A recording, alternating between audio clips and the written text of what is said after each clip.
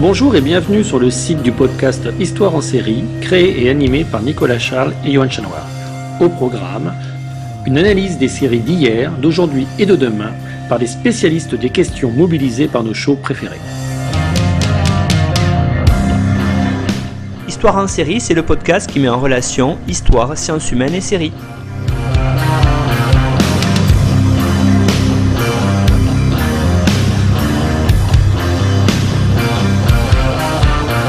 Livre en série, une émission spéciale du podcast Histoire en série sur nos livres préférés sortis en 2020 et présentés ici par leurs auteurs pour vous donner envie d'aller les acheter chez votre libraire préféré, bien sûr.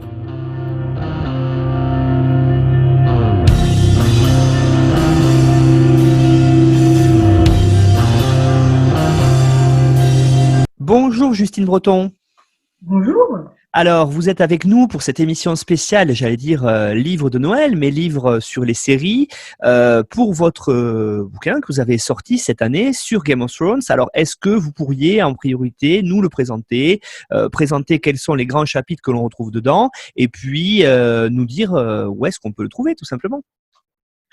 Tout à fait. Alors, c'est un livre que j'ai coécrit avec Florian Besson, qui est un collègue historien et médiéviste, et on travaille tous les deux sur, à la fois sur l'histoire et la littérature médiévale et aussi sur les séries.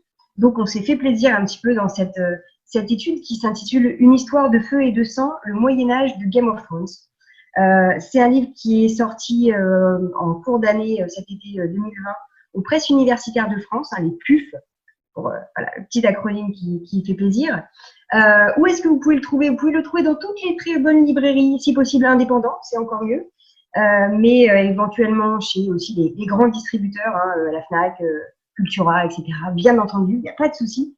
Et c'est un livre qui est consacré donc à la façon dont la série Game of Thrones représente le Moyen-Âge, la façon dont la série recrée et utilise en fait tout l'imaginaire qu'on peut avoir du Moyen-Âge. Donc, on a réparti un petit peu notre étude en 12 chapitres, je ne vais pas dire de bêtises, oui, c'est ça. 12 chapitres un petit peu thématiques qui permettent d'explorer différentes facettes de l'histoire et de la littérature médiévale à travers justement le prisme de Game of Thrones.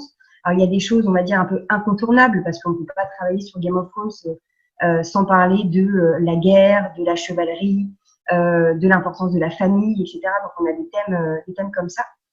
Et on a aussi des approches un peu plus transversales comme la représentation de la vie quotidienne, par exemple la représentation des émotions ou de la sexualité, la façon dont la série emprunte à différentes facettes du Moyen-Âge pour créer son histoire et nous faire voyager dans ce monde de fantasy qui est Westeros. Alors justement, Justine, ce qui est très intéressant, vous l'avez dit, c'est que c'est un livre qui n'est pas un livre totalement, en tout cas, de fanfiction, j'allais dire, sur la série. Un vrai livre d'histoire. Alors, qu'est-ce qu'on peut y trouver, par exemple, dedans, pour celles et ceux qui voudraient, j'allais dire, approfondir leurs connaissances sur l'histoire, et puis peut-être voir comment, d'ailleurs, les showrunners de Game of Thrones représentent le Moyen-Âge dans la série. Alors, ce qu'on a cherché à faire dans cette étude, c'est à faire, on va dire, un compromis entre le livre d'histoire et l'étude de série. C'est vraiment, le but, c'était pas de prendre Game of Thrones comme prétexte pour raconter d'autres choses, raconter notre histoire médiévale européenne, par exemple. C'est vraiment une étude sur Game of Thrones qui s'appuie sur les recherches les plus récentes en histoire et en littérature médiévale. Donc, ça veut dire que si vous êtes des fans de Game of Thrones, je pense que ça vous plaira parce que c'est vraiment une étude de la série. Si vous êtes des fans d'histoire, c'est encore mieux. Par contre, par exemple, pour des gens qui n'auraient jamais vu Game of Thrones, c'est une étude qui n'a pas trop de sens parce que on fait vraiment des références très précises à la série, que ce soit justement les épisodes ou que ce soit les romans dont c'est tiré. Donc voilà, on a vraiment cherché à lier les deux de façon à ce que ce soit intéressant déjà et que ce soit un petit peu pertinent pour que ça permette de visualiser ensuite, de regarder la série avec une perspective un petit peu différente parce que on n'a pas cherché à lister par exemple des anachronismes, à faire une liste de ce qui est ou pas médiéval, puisque ça aurait pas de sens de toute façon dans une série de fantasy où on a des dragons, des zombies, etc.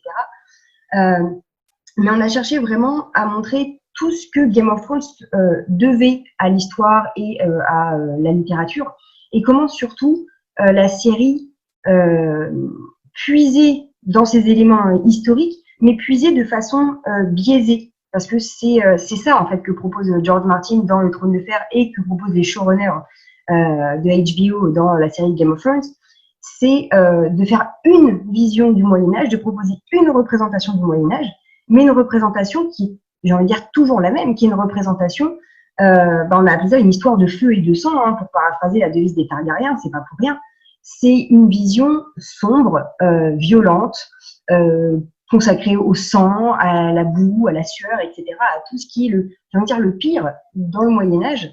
Et c'est cette vision-là qui est retenue par les showrunners, alors que on sait, grâce justement à l'évolution de la recherche, etc., on sait que le Moyen-Âge, c'est beaucoup plus complexe que ça, c'est beaucoup plus riche, et c'est aussi, j'ai envie de dire, beaucoup plus lumineux. On n'est pas que dans la crasse et dans l'espérance de vie à 23 ans, c'est plus compliqué que ça.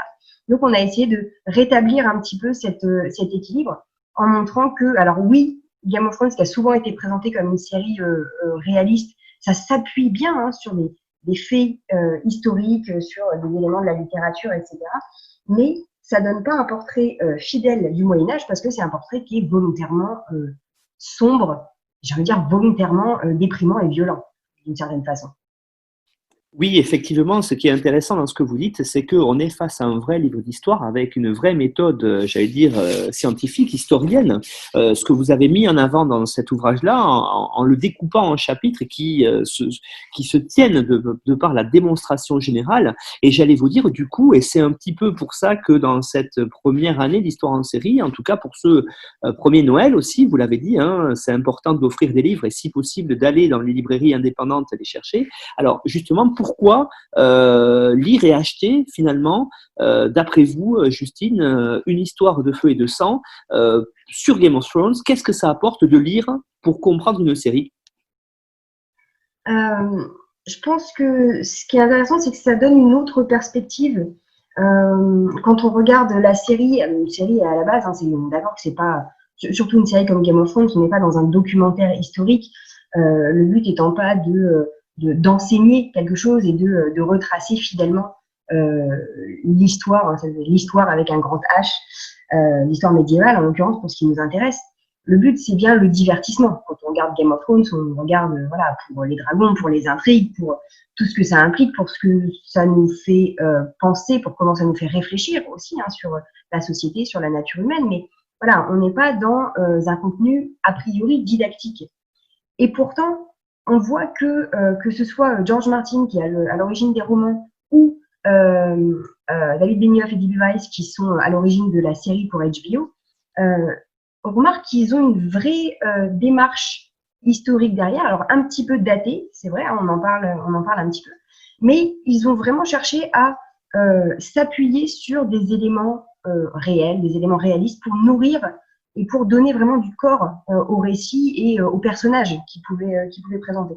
Donc en fait, avoir cette perspective, cette espèce de décentrement historique, ça permet de continuer à regarder et d'apprécier la série, alors d'apprécier ou pas d'ailleurs, parce qu'il n'y a pas que du bon dans la série, et on a aussi parlé de la dernière saison, notamment dans ce livre, mais ça permet de voir un petit peu aussi tout le travail qu'il y a derrière.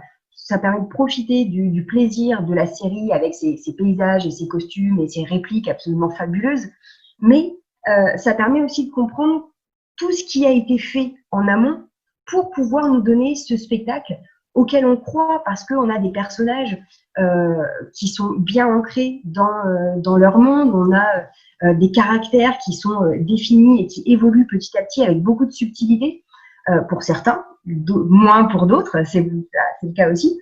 Mais donc, voilà, on a cherché à mettre en avant un petit peu tout ce travail qui avait été fait par l'ensemble de l'équipe, alors de réalisation, d'écriture, mais aussi toute l'équipe technique. On parle un petit peu des costumes, etc., qui ont été choisis. Ce qui fait que quand on regarde par la suite, j'insiste sur ça, quand on re-regarde Game of Thrones par la suite, ça permet de comprendre un petit peu les choses différemment. L'intrigue est toujours là, le plaisir du visionnage est toujours là, mais on voit aussi toute la réflexion historique, politique, toute la réflexion psychologique des personnages aussi que ça a impliqué et qui est nourrie de ces éléments de l'histoire et de la littérature médiévale. Et c'est pour ça aussi que Game of Thrones nous paraît on est si attaché à la série. Alors quand je dis on est attaché, on dit en bien ou en mal, hein, parce que on a été des millions à suivre avec grand plaisir l'ascension de Daenerys et à souffrir dans les derniers épisodes pour diverses raisons. Mais voilà, cet attachement, c'est aussi parce que la série puise dans des choses qui nous parlent, parce que ça fait partie de notre culture collective, notamment culture européenne et occidentale, fortement ancrée dans le Moyen-Âge, ce qui fait qu'on se retrouve aussi, même si on n'y connaît rien en histoire, inconsciemment, on se retrouve dans ces personnages, dans les éléments d'intrigue. Et ce qu'on a cherché à faire dans ce livre, donc une histoire de feu et de sang, c'est à montrer justement comment la série représente le Moyen-Âge. Alors certes, une vision biaisée du Moyen-Âge, mais comment cette vision, par conséquent, nous parle, parce qu'on est attaché à cette histoire et à cette image du Moyen-Âge. Effectivement, Justine, hein, après avoir lu votre livre, je peux dire d'ailleurs, ce que vous dites est tout à fait vrai.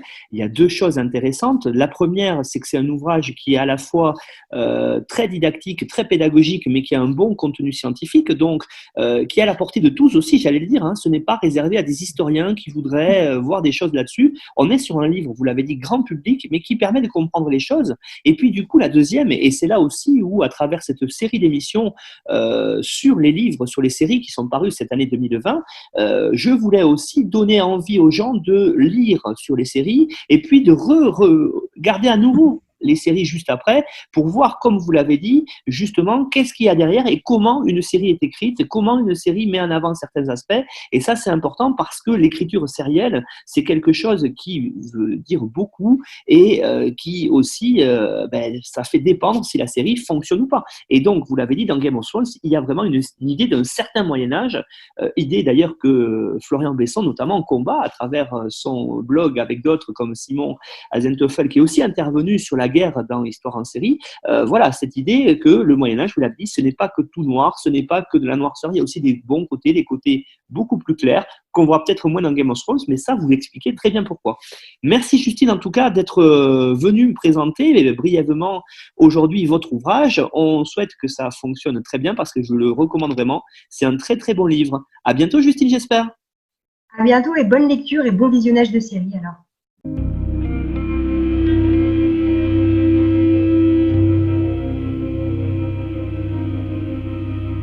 Bonjour Frédéric Gay. Bonjour.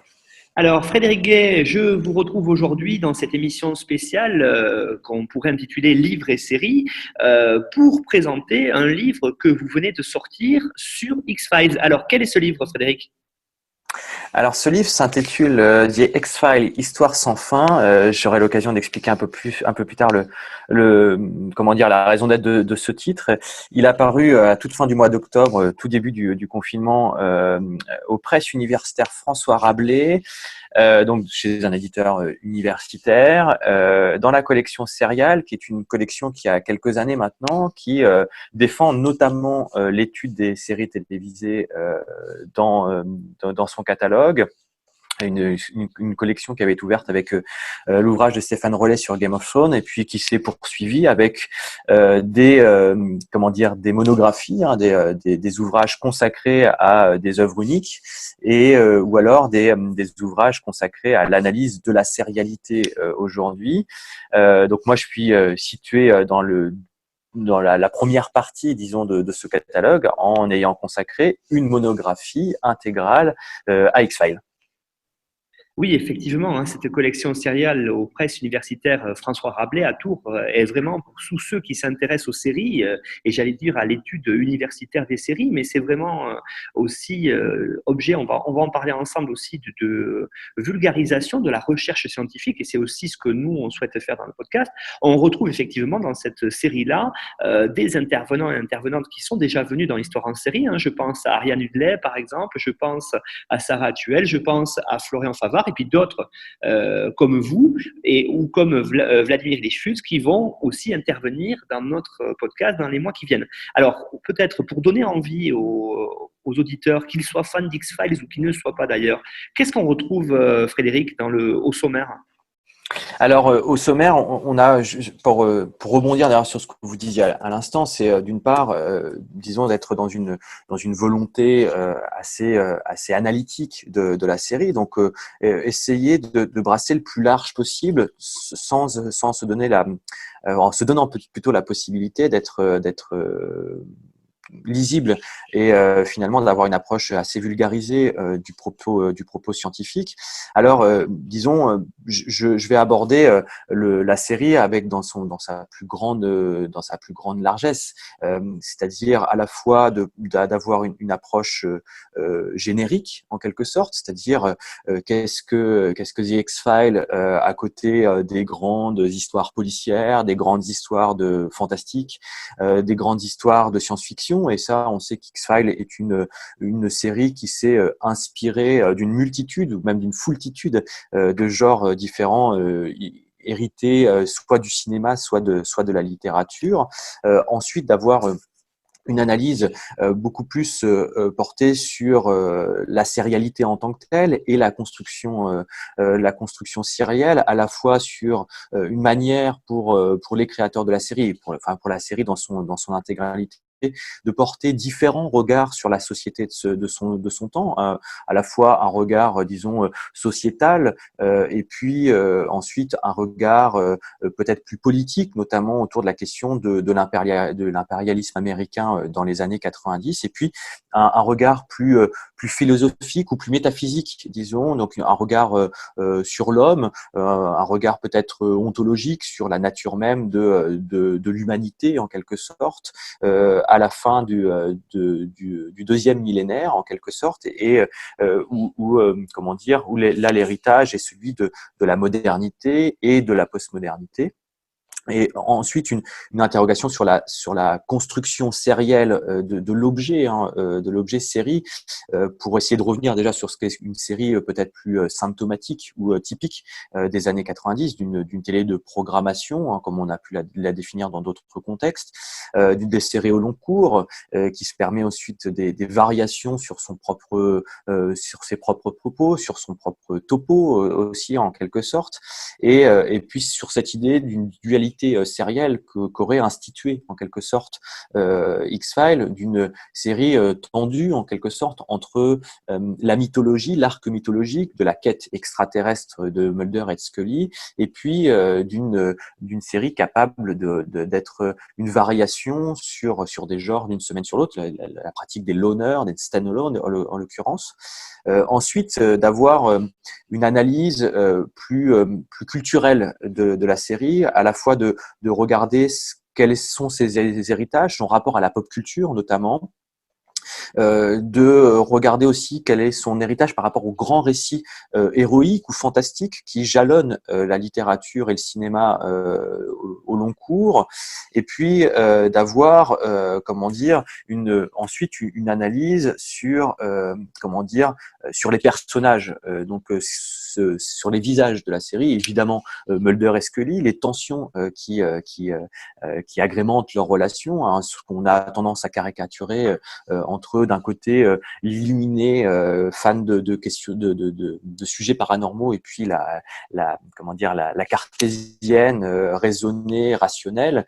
Et là, on est plutôt dans une construction, en tout cas ce que je défends, d'une présentation beaucoup plus dialectique entre deux personnages qui vont mener un débat, porter une réflexion commune sur la société et le monde de leur temps, et puis évidemment d'interroger la relation amoureuse entre ces deux personnages, une relation amoureuse qui relève plutôt d'une tension qu'une affirmation, une consommation en l'occurrence, et là qui renvoie peut-être à la construction sérielle. Peut-être, et pour terminer, l'originalité, enfin en tout cas ce que j'ai essayé d'apporter en tant qu'originalité, c'est là une proposition disons de la collection, c'est que cette analyse au long cours, elle est entrecoupée d'un certain nombre d'encadrés qui me permettent de traiter de questions donc de la zone 51 au personnage de Scully et de son impact dans les séries télévisées, jusqu'à le traitement de la franchise et les produits dérivés de la série, et puis d'ouvrir, plutôt de fermer chacune des parties de l'ouvrage par une analyse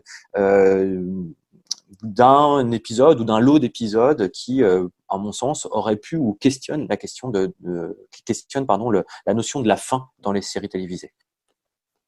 Alors effectivement, Frédéric, hein, j'ai votre livre en main et il est très complet, il va beaucoup plus loin que la série, il pose d'excellentes questions autour justement de ce que c'est une série elle-même, et puis d'autres questions, vous l'avez dit, Zone 51 par exemple. Alors j'allais vous dire, vous l'avez dit aussi, c'est sorti dans des presses universitaires donc de Tours, hein, François Rabelais. Ce livre, c'est vraiment un livre qui est hyper érudit ou pour nos auditeurs qui auraient peur de s'y lancer, c'est ouvert à tout le monde. Alors, en fait, l'idée, c'est évidemment de porter une analyse. Donc, l'érudition, elle est présente. Enfin, en tout cas, l'ambition d'une forme d'érudition, d'une analyse sur les séries, elle est présente. J'espère que le livre est accessible au plus grand monde, au plus grand nombre, déjà à destination des fans de The X-Files. Et on sait que cette communauté de fans est encore extrêmement j'allais dire puissante, mais en tout cas active dans le monde dans tout l'univers des sériels, et que son analyse, elle, est vraiment elle aussi très pertinente. D'ailleurs, un certain nombre d'éléments, j'ai pu m'inspirer d'un certain nombre de choses d'une vraie culture de fans en l'occurrence. Et ensuite, c'est d'avoir est-ce que cet ouvrage, il est lisible à ceux qui ne connaissent pas X-Files? Là, je pense que oui, en effet, c'est possible de le faire. Et en tout cas, ça peut être une manière de découvrir la série et de la découvrir au-delà même de ce qu'on a gardé d'elle. C'est-à-dire que si la série elle n'est pas connue d'un certain nombre de téléspectateurs, c'est certainement pas un programme qui est méconnu. C'est un programme qui a marqué l'histoire des séries télévisées et dont on garde un certain nombre de choses. Si vous dites à des interlocuteurs X-Files, on va vous répondre Mulder, Scully, extraterrestre, on va vous répondre quelques notes qui auraient été réalisées sur un synthétiseur, et on va vous répondre théorie du complot, on va vous répondre série du samedi soir, série fantastique du samedi soir sur M6. Eh bien, c'est peut-être d'aller au-delà de ça, évidemment s'appuyer sur ces archétypes-là, mais montrer que X-Files a aussi rénové largement l'écriture sérielle dans les années 90 et a ouvert des voies pour regarder la télévision comme on peut la regarder en l'occurrence aujourd'hui. Donc je pense que c'est abordable, c'est l'analyse que je propose en plus, elle n'est pas strictement sérielle ou cinématographique, elle respecte moi mon parcours de littéraire en l'occurrence, ça c'est essayer de l'analyser à partir d'éléments narratifs et surtout peut-être de l'analyser à partir de ce que c'est que la fiction aujourd'hui et le pouvoir de la fiction aujourd'hui. Alors Frédéric, j'ai aussi une question que je pose à tous les intervenants et intervenantes de cette émission spéciale autour de livres et séries. J'allais dire en quoi lire peut permettre de comprendre la série ou les séries de façon générale. Déjà, le livre ou l'objet supplémentaire à côté de la série que l'on regarde chaque soir ou qu'on regarde dans nos cours nous permet un jeu de distance nécessaire, donc de prendre un écart critique, de l'aborder sur un autre média, de prendre en compte la critique.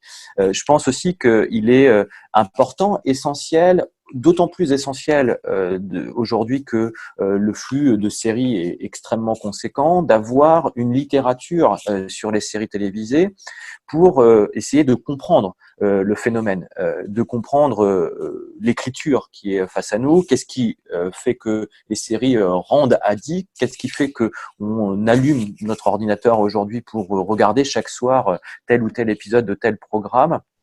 et de comprendre comment ces programmes, ces produits, ces œuvres, en fonction de comment on les analyse, eh bien, sont construites.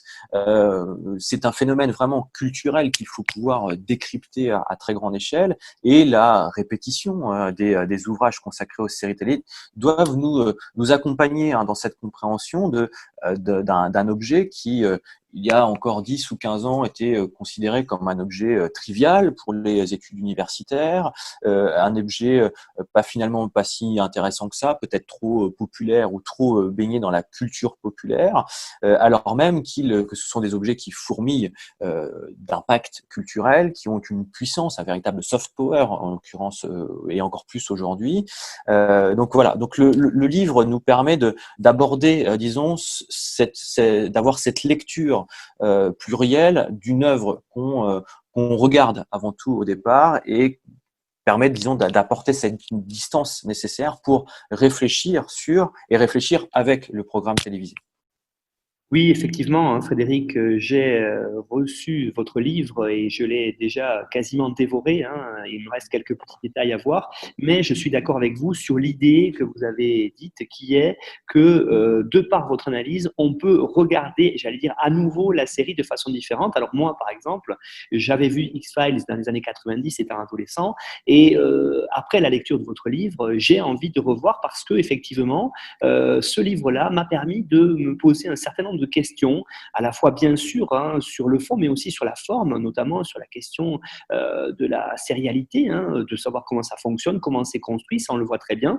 Et je suis aussi d'accord avec vous sur le fait que même si on n'a pas vu la série, on peut déjà aborder le livre et ça permettra d'avoir des clés sur la série. Et je pense que ça, c'était, vous allez peut-être me dire le contraire, mais c'était quand même pour vous un exercice difficile parce qu'il fallait que ce soit à la fois pour les lecteurs qui pouvaient être des fans et aussi pour des novices.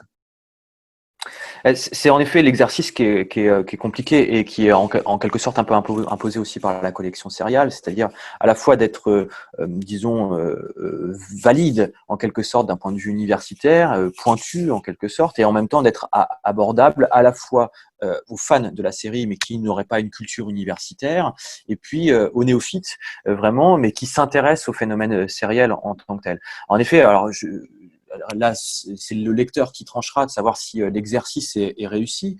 Mais je pense en effet qu'on peut, en tout cas, on peut l'aborder aussi, on peut prendre ce livre un peu comme un guide pour essayer d'avoir cette lecture, encore une fois, un peu de distance. Déjà parce qu'on a une distance temporelle avec la série qui nous permet aussi comment dire, de jauger de ce que la série a apporté dans le temps, mais aussi et c'est d'autant plus essentiel sur X-Files qu'elle a, comme je vous disais un peu tout à l'heure, je l'ai laissé entendre tout à l'heure, elle a brassé énormément d'a priori.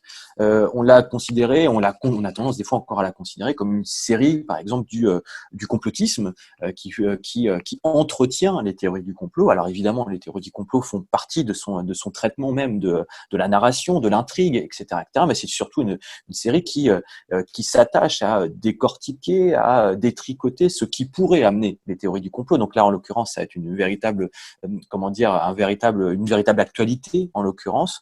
C'est aussi d'ailleurs sur ça que l'ouvrage tente de s'interroger, c'est de savoir comment une série, plus de 20 ans après la diffusion de son premier épisode, peut continuer d'avoir une actualité. Est-ce que X-Files a encore une actualité artistique, culturelle, sérielle, mais aussi politique, sociétale? Est-ce que les sujets qui sont abordés au milieu des années 90 par Chris Carter et les créateurs qui sont autour de lui, est-ce que ça a encore une valeur aujourd'hui? Et on sait que X-Files avait réussi un certain nombre d'anticipations d'un point de vue politique et sociétaux. Eh bien, est-ce que c'est encore valable? Est-ce que c'est encore lisible? Et surtout, est-ce que ce discours, il a encore lieu d'être aujourd'hui? Oui, effectivement, Frédéric, hein, c'est très intéressant et c'est vraiment là ce que vous dites, cette transmédialité entre à la fois la série, le livre, et on espère aussi bientôt peut-être une émission, hein, on le verra ensemble sur Avec grand plaisir. Histoire en série.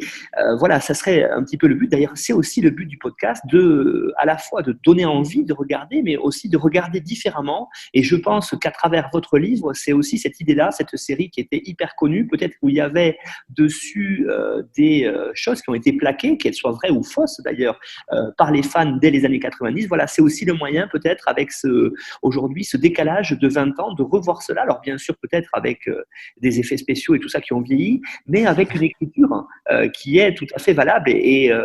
Honnêtement, je vous remercie pour l'écriture de ce livre que je recommande. Alors, je vais rappeler le titre à tout le monde. Donc, c'est The X-Files, Histoire au pluriel sans fin, qui est paru donc en cette année 2020 aux presses universitaires François Rabelais, écrit par vous, Frédéric Gay. Voilà. Merci Frédéric pour cette présentation de l'histoire.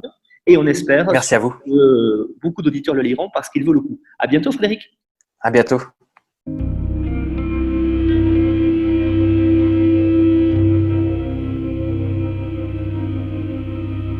Nous sommes maintenant avec Hélène Machinal. Bonjour Hélène. Bonjour. Alors Hélène, vous êtes professeure en études anglophones à l'Université de Bretagne occidentale et membre de HCTI, donc c'est un laboratoire de recherche. Vous êtes spécialiste de littérature policière, fantastique et de fiction spéculative sur la fin du 19e siècle. Et vous travaillez aussi, et c'est pour ça que je vous ai invité aujourd'hui dans ce numéro spécial autour des livres et des séries, sur les représentations du post-humain dans les séries télé contemporaines, puisque Hélène, vous venez de sortir aux excellentes presses universitaires François Rabelais dans la collection Serial, collection que nous avons aussi déjà évoquée dans cette émission avec l'ouvrage de Frédéric Gay sur X-Files. Aujourd'hui, ce n'est pas sur une seule série, c'est sur plusieurs séries, puisque votre ouvrage s'intitule Post-humain en série, les détectives du futur. Alors Hélène, qu'est-ce qu'on peut dire? Pourquoi vous avez déjà réalisé cet ouvrage-là? Alors, j'ai réalisé cet ouvrage parce que je travaille sur les figures du post-humain depuis déjà quelques années. Ce qui m'a conduite vers les séries, si je peux expliquer un peu ça, enfin le passage, si vous voulez, de littérature fin 19e aux séries début du 21e, s'est opéré, et je l'explique dans l'introduction de l'ouvrage, par la résurgence en fait de la forme sérielle qui existait déjà à la fin du 19e avec les romans feuilletons et qu'on voit donc réapparaître en culture populaire toujours avec les séries télévisées contemporaines. Et l'articulation s'est faite aussi autour de questions d'imaginaire scientifique, puisqu'à la fin du 19e, la révolution scientifique qui est en train de se dérouler, c'est celle de la théorie de l'évolution et donc la théorie darwiniste, qui va poser un certain nombre de questions et donc déclencher des représentations symboliques spécifiques dans la fiction autour des origines de l'humain. Et il me semble qu'on peut voir un imaginaire scientifique à nouveau fleurir à la période contemporaine du fait d'une autre révolution scientifique donc, qui s'est déroulée, celle-ci, au cours de la seconde moitié du XXe siècle, qui est la révolution du numérique et celle des biotechnologies, et qui, cette fois-ci, interroge les devenirs de l'humain. D'où le constat que j'ai opéré d'une résurgence d'un certain nombre de figures liées à des questionnements autour des devenirs de l'humain dans la fiction sérielle contemporaine, et plus spécifiquement donc dans des séries qui hybrident science-fiction et récits policiers. Alors justement, vous évoquez là une chose très intéressante. Moi aussi, j'ai beaucoup aimé ce parallèle que vous avez fait dans votre introduction de l'ouvrage entre le phénomène sériel de la fin du 19e siècle sur les écrits, notamment dans les journaux, et puis aujourd'hui ce phénomène sériel qui est à l'écran. Alors, il y a beaucoup de séries présentées dans cet ouvrage très riche. Est-ce que vous pourriez en évoquer quelques-unes, Hélène ? Donc certaines séries, oui, effectivement, j'aborde un nombre quand même relativement important de séries dans cet ouvrage. Et enfin, en fait, ce que j'ai trouvé intéressant de proposer comme principe également, c'est de proposer à la fin de chaque chapitre, au cours duquel, en fait, dans chaque chapitre, je brasse un certain nombre d'aspects, les chapitres étant quand même organisés thématiquement, mais de proposer à la fin de chacun de ces chapitres ce que j'ai appelé un focus sur une série en particulier qui me semble particulièrement emblématique de l'aspect qui est traité dans le chapitre. Alors, si je devais je pense que du coup, si vous voulez, les séries qui sont traitées dans les focus sont sans doute celles qui, pour moi, sont les plus importantes et les plus pertinentes. Donc il y a la série qui m'a incité à travailler sur des personnages qui sont à la fois des détectives, mais qui opèrent en général dans des univers diégétiques futurs. La série qui m'a vraiment incité à travailler sur ces questions-là, c'est la série Fringe, qui date déjà maintenant du courant des années 2000, puisqu'elle a commencé en 2008. Donc ça, c'est une série qui, pour moi, comprend un nombre de facettes réellement impressionnantes, d'aspects vraiment intéressants à traiter en lien avec ce qui m'intéressait dans cet ouvrage. Après, plus du côté des questions de la question du réseau et de l'univers du numérique, je pense que Mr. Robot est aussi une série qui propose une réflexion qui va beaucoup plus loin que d'autres des séries sur lesquelles j'ai pu travailler, même si je ne tiens pas spécialement à hiérarchiser entre les séries. Mais dans Mr. Robot, on a vraiment des choses intéressantes aussi en termes de fiabilité de la narration, par exemple, et des interrogations qui concernent la nature de la réalité, notre perception de la réalité, de sorte qu'il y a vraiment une réflexion philosophique qui va plus loin, à mon sens, dans cette série-là, par exemple. Oui, effectivement, Hélène, hein, vous avez fait cet ouvrage autour de 5 grands chapitres, donc vous avez 5 focus de série. Vous avez dit Fringe, effectivement, Flash Forward, ensuite Orphan Black. Vous avez parlé, bien sûr, vous venez de dire, de Mr. Robot, dont on a fait une émission dessus d'ailleurs déjà dans Histoire en série. Et puis la dernière, c'est Sense8. Donc on a à chaque fois quelque chose de très intéressant, puisque vous faites cette sorte d'étude de cas sur la série qui développe ce que juste avant vous avez présenté. Ça, c'est très très bien. Mais en fait, Hélène, vous ne vous contentez pas de ces 5 séries-là, hein, vous évoquez beaucoup d'autres séries dans votre propos. Oui, absolument. Mais effectivement, je vais pas toutes les lister, mais je me suis en fait principalement concentrée sur les séries qui hybrident, comme j'ai dit, détection et science-fiction. Et en fait, c'est assez étonnant de voir le nombre de séries qui correspondent à cette catégorie que j'ai proposée. Et c'est pas tellement étonnant, puisque de toute façon, ce sont des séries qui, du fait de leurs personnages ou des univers fictifs qu'elles proposent, introduisent le spectateur et la spectatrice à une exploration d'un monde en mutation et en devenir qui renvoie à des interrogations sur l'humain.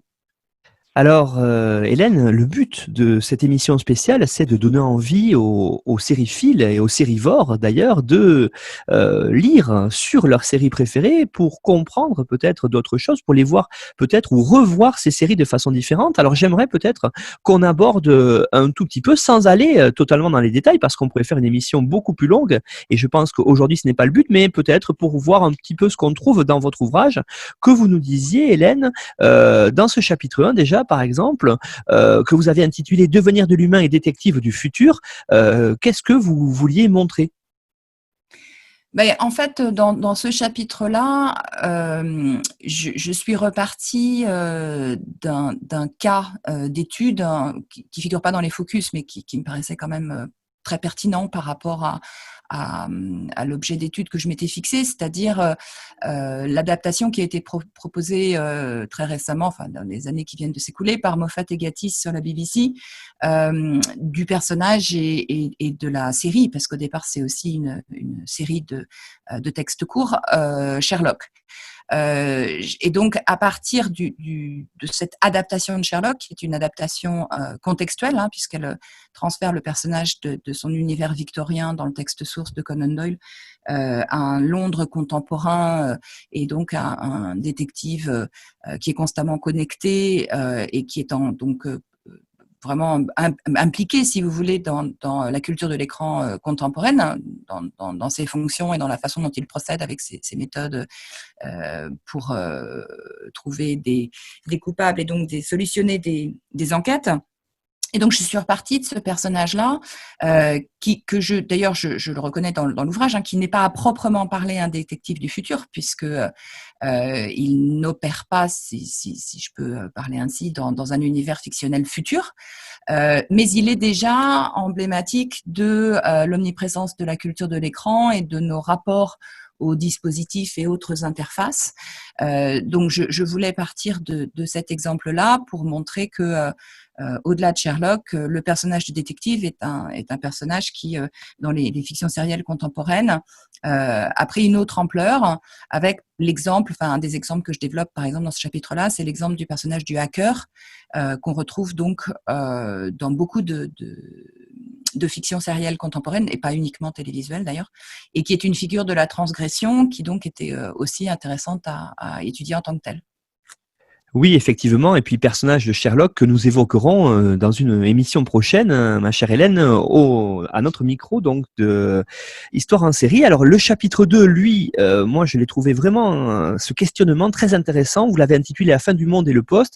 Et effectivement, on est là dans des idées d'apocalypse et de monde d'après, qui fait qu'il y a beaucoup de séries sur ces thématiques-là aujourd'hui et qui questionnent beaucoup, d'ailleurs, les showrunners.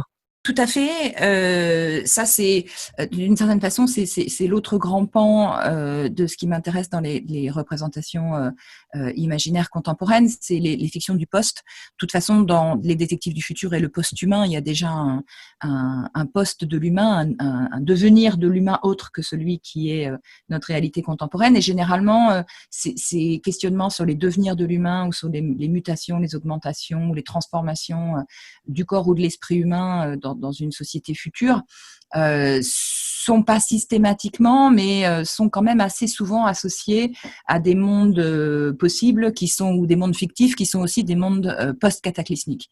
Donc en fait, de fait, si vous voulez, en m'intéressant aux détectives du futur et à la science-fiction en général, j'ai été amenée à, bien entendu, croiser des fictions télévisuelles dont les cadres sont des cadres post-cataclysmiques.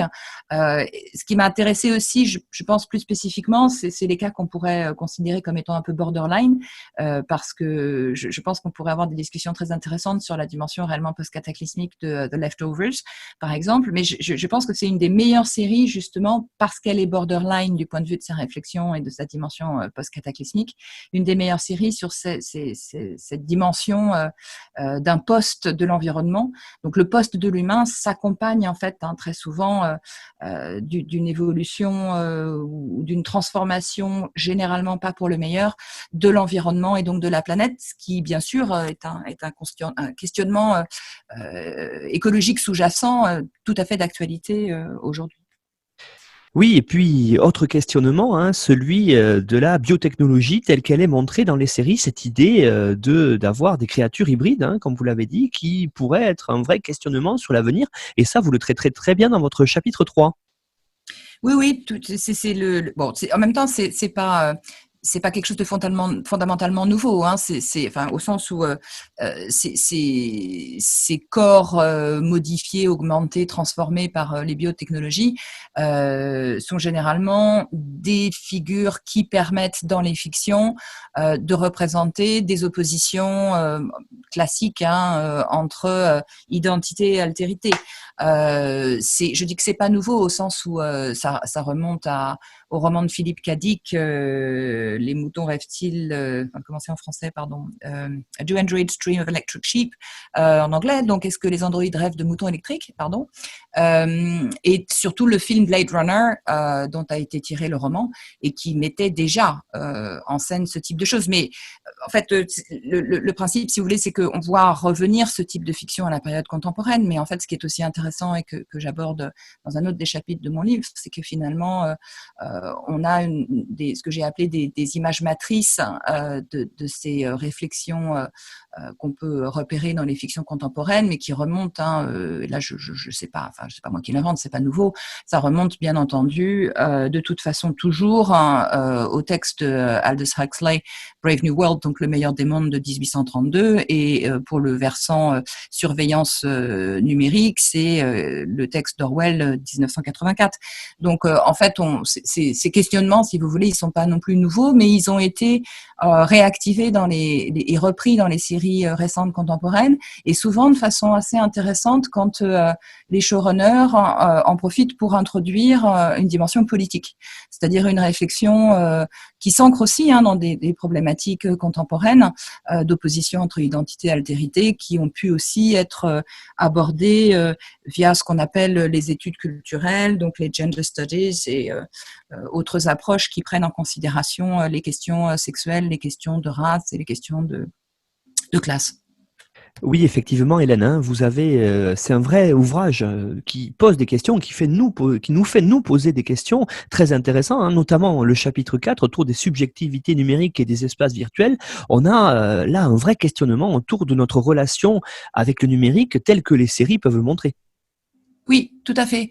Et alors ça, c'est vraiment quelque chose à quoi je tenais, parce que comme je l'évoque aussi dans ce chapitre-là, on peut quasiment plus à l'heure actuelle entendre ou regarder une publicité liée à des appareils numériques quels qu'ils soient, sans qu'il soit fait référence à l'intelligence artificielle de façon quasi systématique et souvent d'ailleurs extrêmement erronée. Enfin, c'est rare d'entendre des interlocuteurs qui précisent le fait que l'intelligence artificielle, ça n'existe pas en soi, ce sont simplement des algorithmes. Mais il y a toute une mythologie qui est en train de se monter autour de ces questions-là et qui réapparaît également dans les séries. Et c'est une problématique particulièrement intéressante puisque, par principe, justement, une intelligence artificielle tend vers une dématérialisation totale, c'est-à-dire une absence de corps ou une absence d'incarnation physique ou matérielle, si vous voulez. Et donc ça, en culture de l'écran et en représentation visuelle, ça pose des défis et ça met en avant des enjeux qui sont particulièrement intéressants parce que comment représenter justement une intelligence artificielle ou des algorithmes qui sont complètement désincarnés. Donc en termes de culture de l'image, c'est aussi particulièrement intéressant de voir comment ça s'est opéré dans les séries contemporaines. Oui, alors là, vous parlez effectivement de sujets de fond, hein, qui permettent de réfléchir. Moi, j'ai aussi beaucoup apprécié ce chapitre 5 qui nous donne à voir un petit peu, et à réfléchir sur l'esthétique. Justement, comment est-ce que sont montrés ces détectives post-humains. Et là, il y a un vrai travail, j'allais dire, sur la forme et qui nous permet, et moi, ça me l'a permis en tout cas, de regarder peut-être certaines séries autrement. Oui, j'espère. C'est un peu l'objectif de montrer qu'il y a une recherche esthétique dans ces séries qui est réellement digne d'intérêt. Et donc ce dernier chapitre propose aussi d'une certaine façon de faire la synthèse de ce qui a été évoqué précédemment, donc de ramasser ensemble les différents fils que j'ai pu tirer dans chacun des chapitres précédents pour aussi, enfin, je pense que c'était aussi l'objectif de cet ouvrage-là, aussi sortir ou s'émanciper d'une une hiérarchisation qui existe quand même depuis plusieurs décennies, voire siècles, entre ce qu'on pourrait considérer comme des grandes œuvres ou de la grande littérature ou de la grande fiction, et puis des modes qu'on considérerait comme davantage mineurs, que sont la science-fiction, le récit policier, la paralittérature, ou tout ce qui relève de la culture populaire en général. Or, il me semble que dans la période contemporaine, où en plus la consommation de séries est particulièrement importante chez les récepteurs, dans une période contemporaine aussi où justement le rôle de la sphère de la réception n'est plus du tout le même, puisqu'on est dans ce qu'on appelle désormais une culture participative et où il y a énormément d'interactions entre les sphères de la production et de la réception. Donc, il m'a semblé important d'essayer de montrer dans ce dernier chapitre que toutes ces séries, ou en tout cas un grand nombre d'entre elles, sont aussi à envisager dans une dynamique de recherche esthétique qui permet aussi une dimension plus symbolique et donc une réflexion plus universelle. Hélène Machinal, merci. On rappelle les références de votre ouvrage donc qui vient de paraître aux presses universitaires François Rabelais, donc de Tours, dans la collection Serial. C'est votre ouvrage post-humain en série, Les détectives du futur. Vous retrouverez une illustration ainsi que les références précises pour le retrouver sur notre site internet histoireensérie.com. Merci beaucoup Hélène pour cette présentation et à bientôt justement pour une émission sur Sherlock. Merci beaucoup, Nicolas. À bientôt.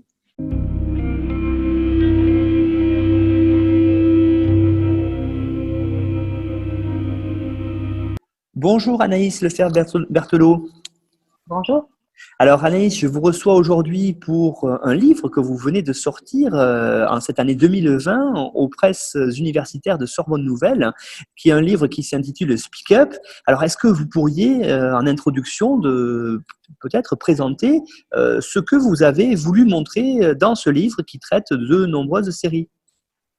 Oui, Speak Up, c'est l'adaptation de mon travail de thèse en études anglophones.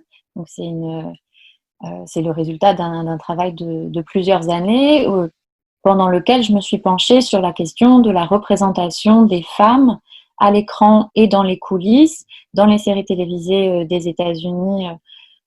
Alors, principalement sur une période qui va de la moitié des années 90 au début des années 2010, mais qui couvre aussi, qui adopte aussi à certains moments une perspective un petit peu plus historique pour voir comment est-ce qu'on est arrivé à une période que moi j'identifie, je ne suis pas la seule d'ailleurs, comme une période de transition dans la représentation des femmes, dans la représentation du genre et dans les rapports de pouvoir qui se jouent aussi dans les coulisses, dans l'industrie télévisuelle aux États-Unis.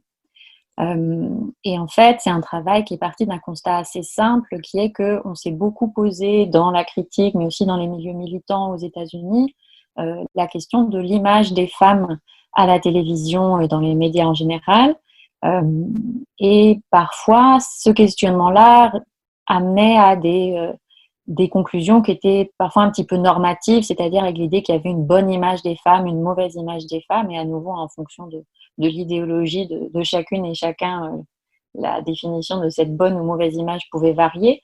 Et moi, j'ai voulu m'intéresser à la voix, avec l'idée que ce concept qui est très, très large pouvait permettre de poser un petit peu la question aussi de l'agentivité des femmes, c'est-à-dire ce que les femmes en tant que créatrices dans les coulisses ou productrices dans les coulisses, mais aussi les personnages féminins pouvaient nous dire de la représentation des femmes dans la société américaine à un certain moment de l'histoire. Donc voilà, donc je me suis vraiment intéressée à ce concept de voix en partant d'abord de la voix physique, de la voix un peu, de la matérialité de la voix, et puis après en m'intéressant aussi à des questions plus politiques, puisque la voix, c'est aussi la place qu'on prend dans la société, dans le débat public, ça peut être l'autorité qu'on a dans les coulisses ou pas, etc. etc. Et donc, j'ai constitué un corpus qui partait d'un constat assez simple, qui était que les voix off féminines apparaissent assez tardivement dans les séries de fiction aux États-Unis. Et donc, à partir de ce premier constat, j'ai tissé un peu une toile pour interroger la place des femmes à l'écran et dans les coulisses. Alors Anaïs, j'ai oublié de dire en introduction que vous étiez maître de conférence en études américaines à l'université de Rennes 2 et ce travail, quand je l'ai reçu, moi je l'ai trouvé vraiment hyper intéressant pour plusieurs titres. Vous l'avez dit, la première, c'est parce qu'il met en avant les études de genre et ça c'est tout à fait porteur. Et d'ailleurs, notre podcast est partenaire avec l'association Limousine qui met en avant ces études genrées. Donc ça c'est tout à fait intéressant. Et puis cette idée de travail uniquement sur la voix. Alors, je voulais revenir dessus et en partant sur la première partie de votre livre, justement, que vous avez intitulé Les voix de femmes dans les médias états-uniens, stéréotypes et dispositifs. Alors, qu'est-ce que vous avez voulu montrer dans cette première partie de votre travail? Alors, dans la première partie, je propose un peu un panorama de la place des voix féminines et des voix des femmes dans les médias, et donc pas seulement à la télévision. En fait, donc à nouveau, je partais de ce constat-là que les voix de femmes apparaissent assez tardivement dans les séries, que quand elles apparaissent, elles sont souvent assez marginales. Et donc, je me suis demandé comment ça se fait. Et donc, je suis remontée un petit peu j'ai fait une espèce de généalogie des voix des femmes dans les médias audiovisuels parce que, en fait, ce que je montre, c'est que des structures qui se mettent en place à la radio, au cinéma, puis à la télévision vont avoir une influence sur les productions de fiction.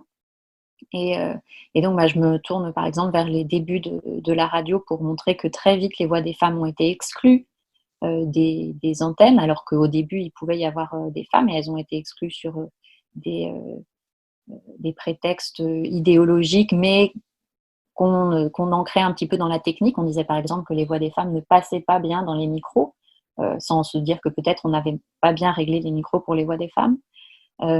Et puis après, la question des voix off et des voix féminines au cinéma a donné lieu aussi à une littérature assez conséquente. Et donc, je vais montrer un petit peu tous les stéréotypes associés aux voix des femmes dans les médias audiovisuels, la manière dont les voix des femmes sont souvent associées aux émotions, par exemple, beaucoup plus qu'à la raison, ce qui est par contre le cas des voix des hommes, pour montrer comment est-ce que tout ça a finalement des conséquences sur les séries télé. Dans cette première partie, ce que je montre aussi, c'est que il y a un intérêt croissant pour les voix féminines à des moments clés en fait de l'histoire, non seulement de l'industrie audiovisuelle, de l'industrie télévisuelle, mais aussi juste de l'histoire américaine, puisque les mouvements de lutte féministes dans les années 60-70, par exemple, vont permettre aux femmes d'accéder à des positions alors d'autorité toute relative, mais quand même, et donc de faire entendre des voix féminines dans leurs histoires. Donc on va avoir plus de femmes scénaristes, un petit peu plus alors toujours peu, mais des femmes réalisatrices, plus à la télévision qu'au cinéma d'ailleurs, parce que c'est plus facile pour les femmes d'accéder à des postes à responsabilité à la télévision, parce que c'est considéré comme moins prestigieux, comme il y a moins d'enjeux économiques, donc on leur laisse un petit peu plus de liberté, et donc ça va permettre l'émergence de nouvelles histoires et de nouvelles voix à l'écran. Et cette partie-là, elle se conclut avec un début d'analyse un petit peu des séries de mon corpus pour montrer aussi que cette question des voix dans les séries, ça devient très vite une question politique et que les voix, elles portent aussi un discours, et donc j'analyse un petit peu ce discours qui émerge dans les séries dans les années 90 et suivantes. Alors justement, Anaïs, quelle série dans votre corpus principalement vous avez étudié à partir des années 90 ? Alors, le corpus principal, il s'appuie sur 4 séries. Donc, il y avait cette particularité d'avoir des voix off féminines. Donc, la voix off, je rappelle, c'est ces voix qu'on entend sans en voir la source. Et c'est un terme qui est assez général et qui peut désigner des dispositifs parfois variés. Et donc, moi, j'ai concentré mon analyse sur 4 séries. Ally McBeal, qui a été diffusée par la Fox. Sex and the City, diffusée par HBO. Desperate Housewives sur ABC, puis Gossip Girl, la plus récente du corpus, qui était diffusée, une série pour jeunes adultes diffusée sur The CW. Et donc, c'est à chaque fois des séries qui ont des voix off, alors avec à nouveau des dispositifs qui sont assez variés, puisque dans Ally McBeal, c'est une voix intérieure, c'est la voix du personnage éponyme qu'on entend et qui nous transmet en fait les pensées de ce personnage. Dans Sex and the City, c'est la voix de Carrie Bradshaw qui chronique la vie des 4 femmes new-yorkaises. Dans Desperate Housewives, c'est une narratrice posthume, puisque c'est Mary Alice Young dans la plupart des épisodes. On a quelques narrateurs et narratrices, eux aussi décédés, qui parfois prennent le relais de la narration. Et puis dans Gossip Girl, on a justement ce personnage du titre, qui est une chroniqueuse mondaine, anonyme, dont qu'on ne voit jamais, et qui raconte les potins d'une communauté d'adolescents et d'adolescentes dans l'Upper East Side. Je trouvais absolument fascinant cette idée, Anaïs, de travailler sur la voix off et de montrer justement comment, avec cette voix off, on pouvait faire preuve d'une certaine, j'allais dire, modernité d'ailleurs dans ces séries-là que vous avez évoquées et qui sont toutes des séries connues, j'allais dire, mondialement.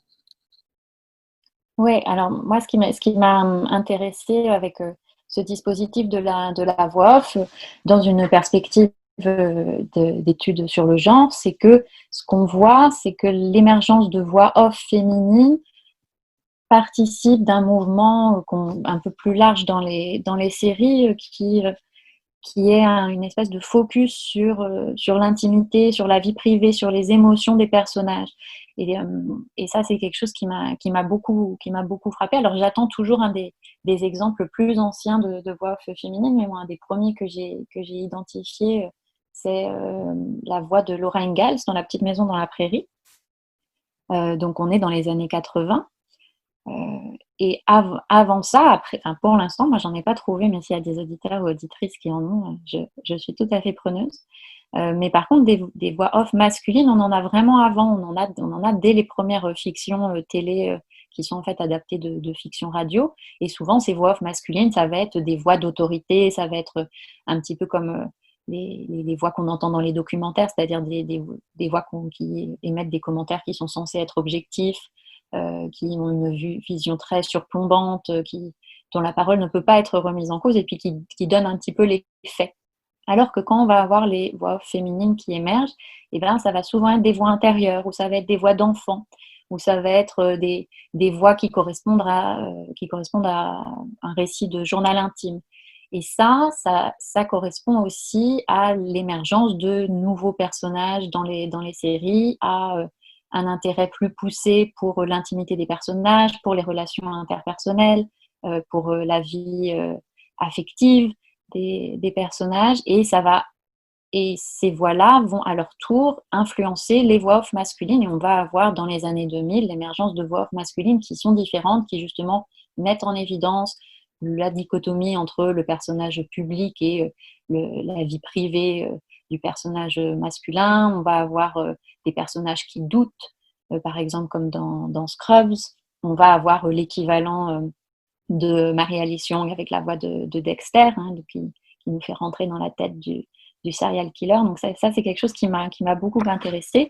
Et ensuite, les voix off, elles sont aussi, à mon avis, c'est aussi important de bien les écouter et de les étudier, parce que quand elles sont bien faites, alors c'est pas toujours le cas, et les scénaristes se divisent beaucoup sur la question. Il y a beaucoup de scénaristes qui trouvent que les voix off, c'est une facilité d'écriture, mais ça peut aussi être un outil très créatif, et ça peut permettre de mettre en évidence à nouveau des contradictions, des doutes, et donc de formuler ou de représenter des personnages de manière beaucoup plus nuancée.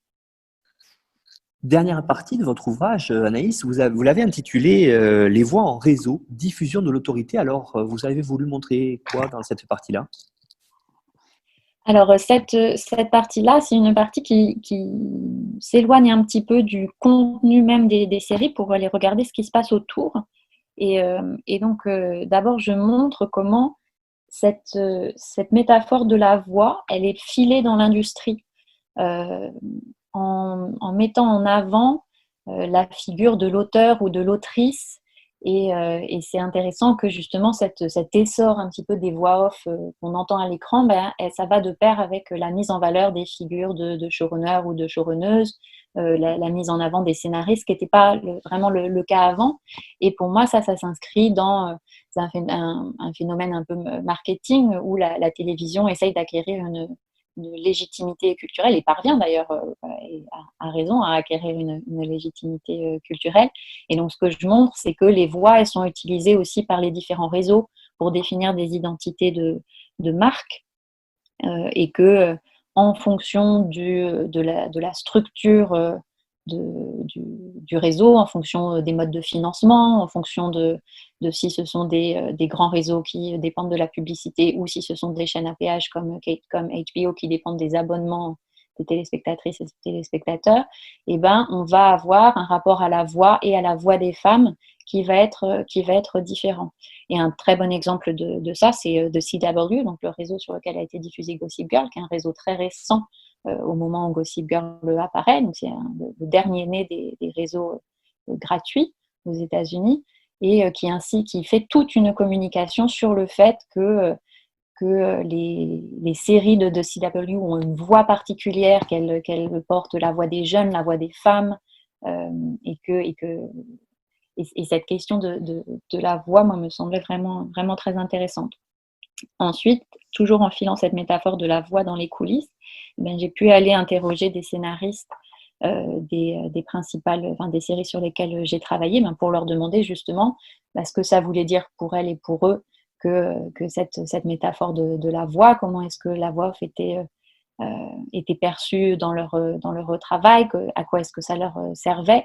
Et puis, j'ai interrogé une majorité de scénaristes femmes, et donc je leur ai aussi demandé comment est-ce que leur voix était entendue, est-ce qu'elles pensaient qu'elles avaient une voix particulière parce qu'elles étaient scénaristes, parce qu'elles étaient femmes dans les writers' rooms.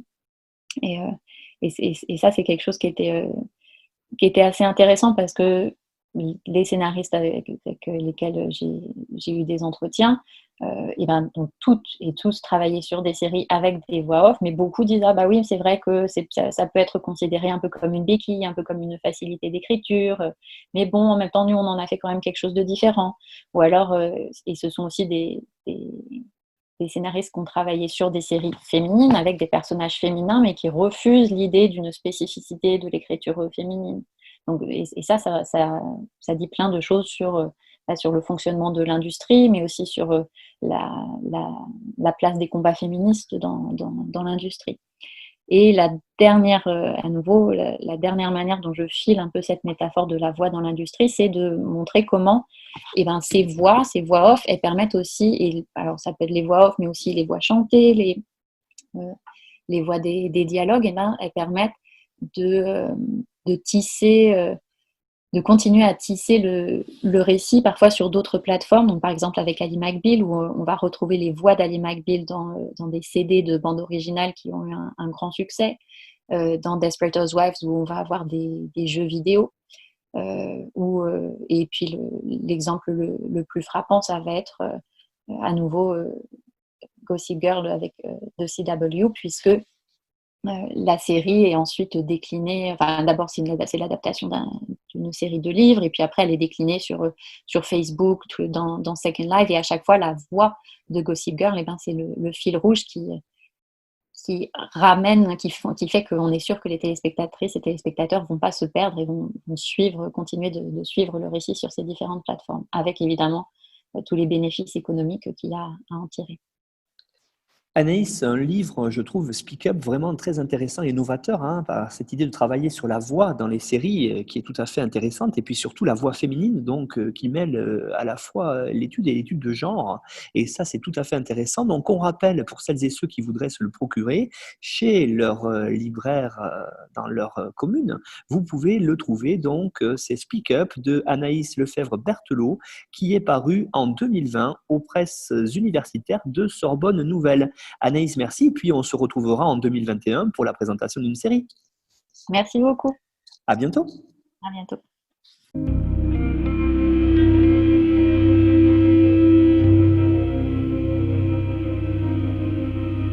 Ariane Hudley, bonjour. Bonjour Nicolas. Alors Ariane, je vous retrouve aujourd'hui après l'émission que nous avions enregistrée sur The Nick. Je vous retrouve aujourd'hui pour votre ouvrage que vous avez fait paraître en 2020 aux éditions des presses universitaires François Rabelais dans la très bonne collection Serial, livre que vous aviez dirigé avec Anne Crémieux qui s'intitule La sérialité à l'écran, comprendre les séries anglophones. Alors j'aimerais vous poser d'abord dans cette émission spéciale livre en série, j'allais dire, quel est l'objectif de cet ouvrage? Alors l'objectif de cet ouvrage, c'est de proposer une illustration de la grande diversité d'approches de la sérialité aujourd'hui. C'est un ouvrage qui est tiré, comme l'autre en anglais dont on parlera tout à l'heure, d'un grand colloque international qui avait eu lieu à l'Université de Paris en 2016 sur les relations entre cinéma, télévision et sérialité, donc la sérialité au-delà d'un seul médium. Et donc, c'est un volume collectif dans lequel les chapitres assez divers sont rassemblés autour de 4 grands thèmes. D'abord, dans l'introduction, on fait un rappel des grands enjeux de la sérialité. On fait aussi ce qu'on appelle un état de l'art, c'est-à-dire où est-ce qu'on en est aujourd'hui dans la réflexion sur la sérialité. C'est presque un nouveau champ universitaire, les Seriality Studies en anglais, les études de la sérialité, au-delà d'un simple médium, mais d'étudier ce phénomène de la sérialité qui est si omniprésent dans notre univers culturel, comme vous en êtes un bon exemple. Et donc, les 4 thématiques autour desquelles on a rassemblé les articles, c'est d'abord une approche un petit peu historique de la sérialité d'hier à aujourd'hui, où on a à la fois un travail sur la sérialité dans les films américains des années 1910, et puis ensuite, on s'intéresse au film Frankenstein du studio anglais de la Hammer. Donc, on s'intéresse à la fois à un corpus de films et de séries américains et britanniques, jusqu'à aujourd'hui, c'est-à-dire les franchises cinématographiques et le lien entre la sérialité et le transmédia, qui est le fait de raconter donc une histoire comme une sorte de grand jeu de cubes sur des médias différents. Je ne vais pas détailler tous les chapitres, mais on parle aussi des enjeux narratifs liés à la sérialité, comment est-ce qu'on raconte une histoire de manière sérielle dans différents genres, qu'il s'agisse du genre fictionnel, mais aussi du genre documentaire. On réfléchit aussi au lien essentiel entre la sérialité et le passage du temps, qui fait partie de notre attrait, de notre fascination pour la sérialité, c'est-à-dire qu'on voit les personnages vieillir, on a vraiment une réflexion sur le temps long, puisqu'on suit ces histoires sur une durée plus étendue. Et enfin, on s'intéresse aux questions de genre, par exemple le genre du film de mafia, de la série Mafieuse, avec l'exemple de Lilyhammer, la comédie musicale avec un travail de Fanny Burey sur Crazy Ex-Girlfriend, ou le genre de l'horreur aussi. Donc, vous voyez, c'est vraiment une sorte de panorama très vaste des enjeux de la sérialité. Bien sûr, ce n'est pas exhaustif, mais ça propose de nombreuses pistes pour réfléchir à la sérialité au-delà simplement de la télévision ou de la forme cinématographique. Oui, effectivement, vous avez tout à fait raison, Ariane. Et puis, ce qui est très intéressant, c'est que c'est un ouvrage qui se picore. On lit article après article selon l'envie du moment ou aussi l'envie de se renseigner, parce que vous l'avez dit, il y a des entrées qui sont thématiques dans les chapitres, mais il y a aussi des entrées sur des séries. Donc, ça permet aussi, après l'écoute, pourquoi pas, du podcast si il a été traité, d'approfondir sur les séries. Alors, j'aurais aimé revenir quelques secondes avec vous sur la partie très intéressante et vous l'avez dit, qui est assez novatrice, celle stratégie narrative. Qu'est-ce qu'on peut y voir là-dedans, Ariane ? On s'intéresse bien sûr au phénomène d'écho, de reprise, comment on préserve une sorte de cohérence narrative malgré la forme sérielle un petit peu fragmentée. Et on s'intéresse au plaisir spécifique que permet la forme narrative avec ses effets de seuil, ses effets de clôture temporaire, ses effets d'amorce, d'accroche du spectateur à chaque nouvel épisode ou à chaque nouveau chapitre filmique, par exemple.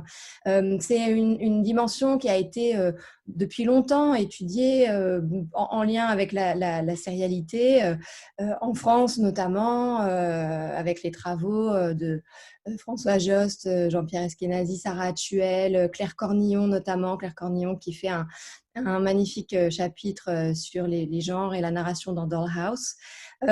Et donc, c'est ça qui est intéressant, c'est de voir les enjeux spécifiques du point de vue de la narration, du point de vue de la construction d'une histoire, en lien avec ce modèle sériel qui est fondé sur la discontinuité, sur l'interruption et pourtant sur une sorte de cohérence d'ensemble et au long cours qui doit se réinventer, qui doit susciter le désir à nouveau chez le spectateur pour qu'il revienne, pour qu'elle revienne.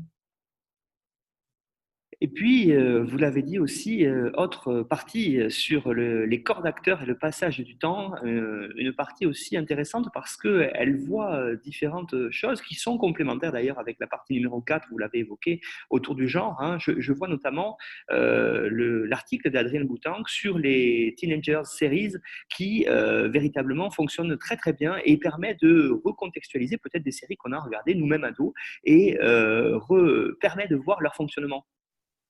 Exactement, c'est vrai que l'adolescence, Adrienne Boutang le montre bien, c'est un moment compliqué quand on veut traiter dans une sérialité parce qu'il passe, c'est-à-dire que on est adolescent finalement assez peu de temps, donc pour des séries qui durent de nombreuses années, forcément, il faut qu'on se réinvente. Quand Buffy part à l'université, forcément, c'est pas les mêmes enjeux que quand elle est au lycée. Donc voilà, il y a a vraiment Et en même temps, la série se prête bien aussi à l'étude de moments de la vie qui sont des charnières, qui sont des moments où on essaye de se définir, où il y a une sorte de flottement. Donc, je laisse les auditeurs découvrir ça dans le chapitre d'Adrienne Boutan. Oui, puis la dernière partie, notamment avec des études qui sont des séries à la fois très connues, mais on aurait peut-être des fois du mal à se dire, tiens, pourquoi faire une étude universitaire là-dessus? Et justement, c'est ça l'intérêt, hein. Je pense notamment à ce qu'a fait Fanny Beuret autour de la série Crazy Ex-Girlfriend, avec une entrée par la musique qui est tout à fait novatrice. Oui, qui est passionnant. Il y a un autre ouvrage aussi qui va sortir bientôt dans la collection sérielle sur les séries musicales de Pierre-Olivier Toulza. Donc, c'est un champ particulièrement vivace. Et en effet, l'article de Fanny Beuret est passionnant parce qu'elle retrace dans Crazy Ex-Girlfriend tous les liens avec les références musicales, cinématographiques et de Broadway aussi, qui sont toutes les influences de la créatrice de Crazy Ex-Girlfriend. Donc, elle dissèque véritablement les séquences de danse, les séquences de chant de Crazy Ex-Girlfriend pour réfléchir à la manière dont la série réinvente, parfois subvertit le genre de la comédie musicale. Oui, d'ailleurs, Fanny Beuret, qui du coup, hein, à la lecture de ce chapitre, j'ai décidé de l'inviter pour 2021. Et c'est vrai que vous le dites, c'est vraiment quelque chose de très intéressant, très novateur, cette entrée par la musique dans les séries. Alors, vous avez aussi évoqué, et on va en parler maintenant, l'idée que cet ouvrage a été sorti aussi dans une édition en anglais. Alors, pourriez-vous nous présenter cela, Ariane, s'il vous plaît? Oui, alors c'est pas du tout le même ouvrage, c'est un autre livre, parce qu'en fait, pendant le colloque était un grand colloque international avec des intervenants d'Angleterre, des États-Unis, d'Europe de l'Est, d'Australie aussi. Donc, on avait de nombreuses communications en anglais. Il a eu lieu dans un département d'anglais de l'Université de Paris. Et donc, soit on faisait un ouvrage bilingue, ce qui est assez difficile à vendre à des éditeurs, soit on en faisait deux. Donc, on en a fait deux et le volume en anglais a été publié donc récemment aux grandes éditions universitaires Routledge. Donc, ce sont d'autres travaux qui sont issus aussi de ce colloque. Et cette fois-ci, après, elle a aussi une introduction un petit peu théorique sur la sérialité et sur les liens notamment entre ce qu'on appelle sérialité cinématographique et sérialité télévisuelle et les enjeux de ce qu'on appelle la spécificité du médium. Est-ce qu'il y a une spécificité sérielle? Comment la sérialité nous permet de comprendre ce qui pourrait être une spécificité cinématographique ou une spécificité télévisuelle? Aujourd'hui, on a tendance à dire qu'il y a une convergence entre les deux. Est-ce que vraiment c'est le cas ou pas? Donc, on commence avec ce qu'on appelle les spécificités sérielles, c'est-à-dire des chapitres qui étudient justement des choses qui ne sont associées qu'aux formes sérielles, c'est-à-dire, par exemple, la manière de raconter une histoire chorale, comment la forme sérielle permet d'avoir un très grand nombre de personnages et de développer justement une charge émotionnelle spécifique à travers le mode mélodramatique. C'est un article de Deidre Pribram, par exemple. On réfléchit aussi à cette chose dont j'ai parlé, qui est la spécificité du médium, avec un article de C. Harris qui s'intéresse justement à la manière dont ce qu'on a appelé la télévision cinématographique nous permet de repenser ce que c'est que la spécificité du cinéma et la spécificité de la télévision. Tandis que deux chercheurs allemands, Felix Brinker et Ilka Brasch, réfléchissent à cette période très intéressante des sérials cinématographiques, en commençant en 1936 et en allant jusqu'à 2008, et en réfléchissant à ce qui fait justement la cohérence de ces séries cinématographiques et comment on arrive à retrouver des traits spécifiques depuis 1936 jusqu'en 2008. Donc, il faut vraiment une étude diachronique passionnante. Ensuite, on s'intéresse plus à la dimension économique de la sérialité. Et ça aussi, c'est quelque chose qui est important. La sérialité, elle est née avec la société de consommation, avec le capitalisme, avec le fait qu'on veut faire revenir les gens. On veut avoir un produit qui assure sa propre vente, qui fait en sorte que les consommateurs veulent toujours consommer. Et donc, il y a différents aspects qui sont abordés.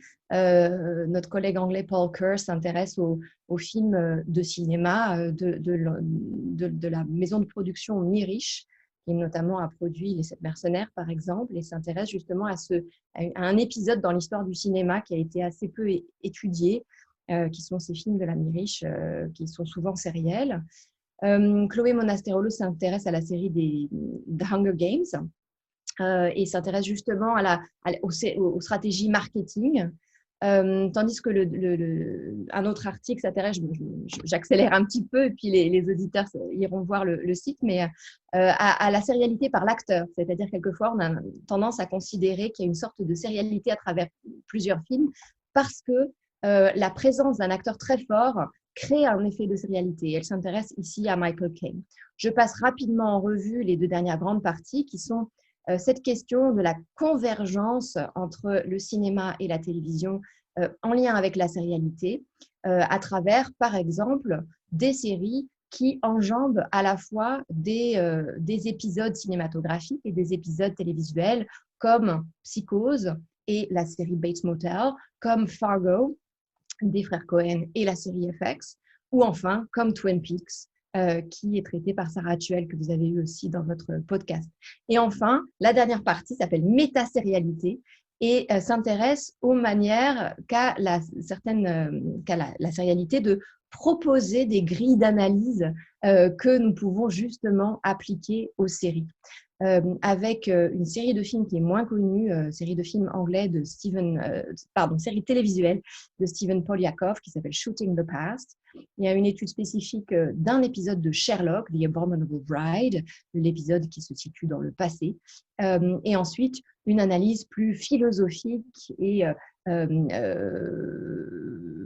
plus philosophique, disons-nous, inspirée par Michel Foucault, de The Good Wife, par notre collègue américain Samuel Chambers. Voilà, donc j'encourage tous les auditeurs intéressés par ces aspects multiples de la sérialité de consulter l'un ou l'autre ouvrage selon leurs préférences linguistiques et thématiques.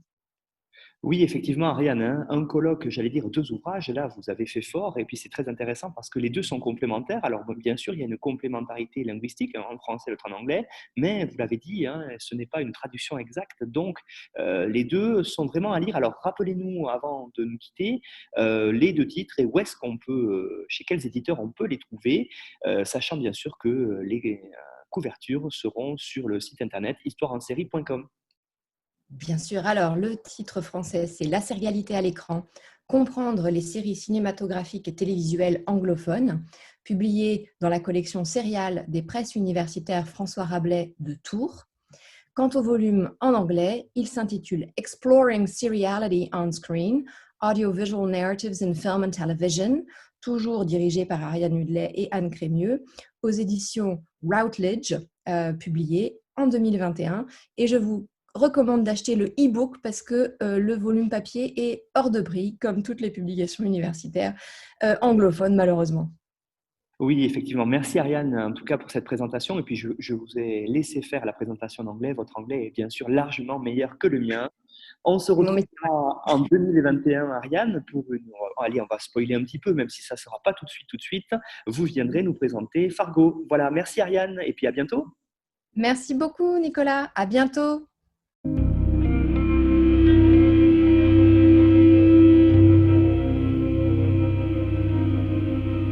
Fabien Bouly, bonjour. Bonjour.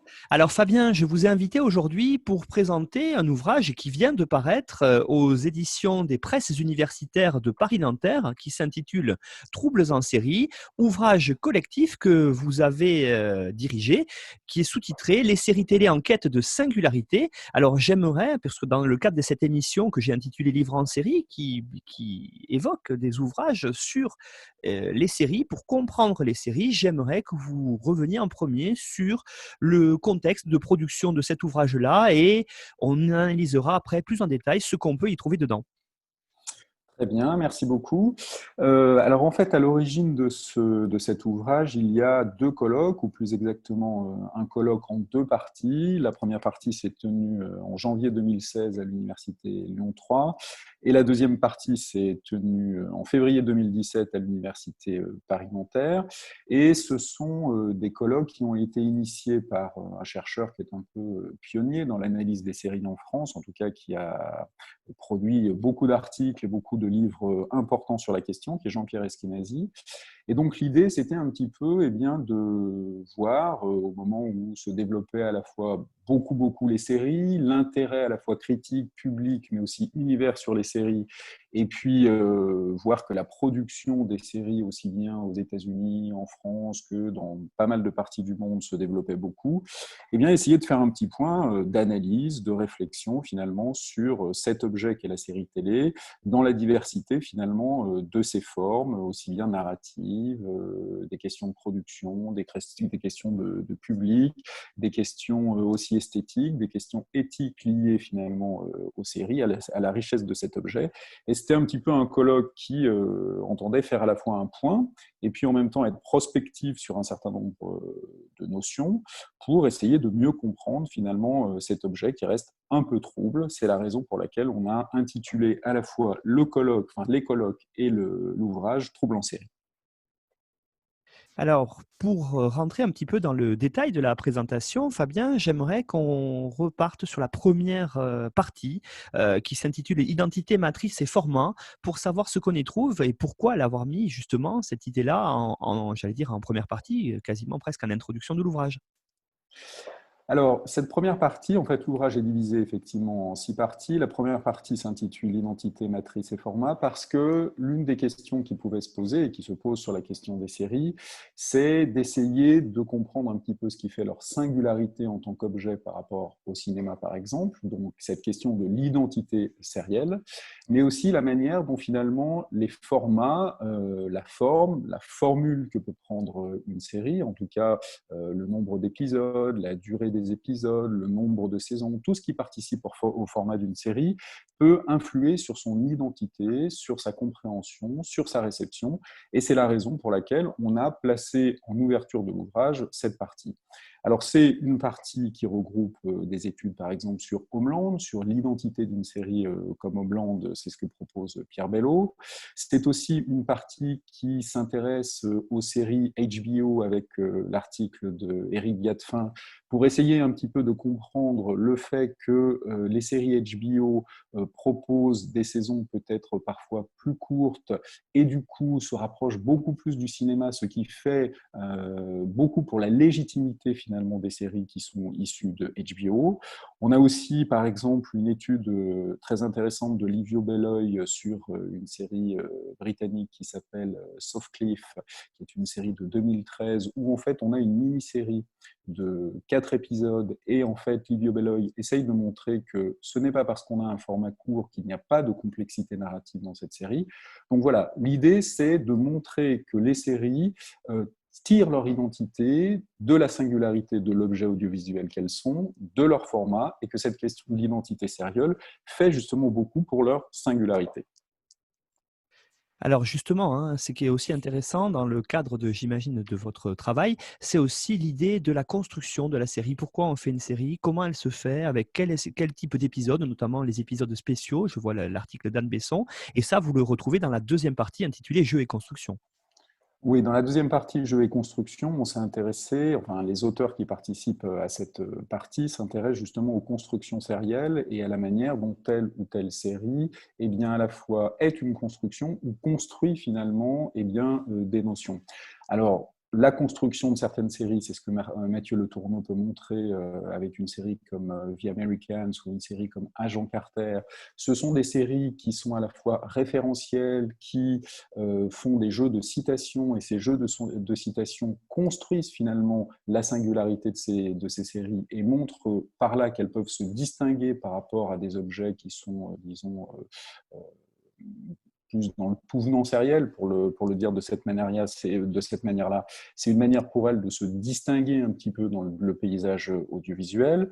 On a effectivement aussi Anne Besson qui propose une analyse extrêmement précise de ce qu'on appelle l'épisode spécial de certaines séries, c'est-à-dire ces épisodes qui sont hors de la logique des saisons et qui ont leur singularité et qui parfois ont une réception contrastée de la part des publics. On a aussi Tiffen Brisset qui, dans une analyse des 2 premières saisons d'American Horror Story, essaye de comprendre comment cette série construit une horreur spécifiquement sérielle, essaye vraiment de montrer comment cette série, à travers des jeux de retour du même, de répétition, construit justement cette notion d'horreur sérielle. Et puis on a un article de Julien Hachemcham qui essaye de voir un petit peu comment dans la construction des séries, qui sont des objets narratifs, en fait l'ambition visuelle de certaines séries est vraiment extrêmement prégnante et que une approche esthétique des séries est quelque chose de tout à fait important à mener. Alors justement, hein, il y a aussi l'idée, vous l'avez dit, de pourquoi les séries, et donc ça renvoie à cette idée de temporalité et de théorisation qu'on voit dans la 3e partie.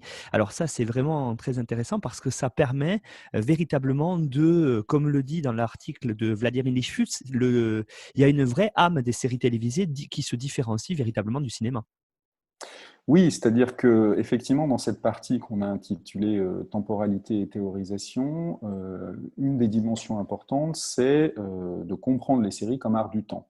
Le cinéma est un art du temps, mais la série aussi, à travers la durée de ses épisodes, à travers la durée des saisons, à travers la multiplicité des saisons que l'on peut trouver dans une série, construit une temporalité particulière, ce que à la fois Vladimir Lifshitz, mais aussi Jean-Pierre Eskenazi appellent une image du temps de la série, et comment cette image du temps de la série, finalement, elle constitue une dimension absolument fondamentale.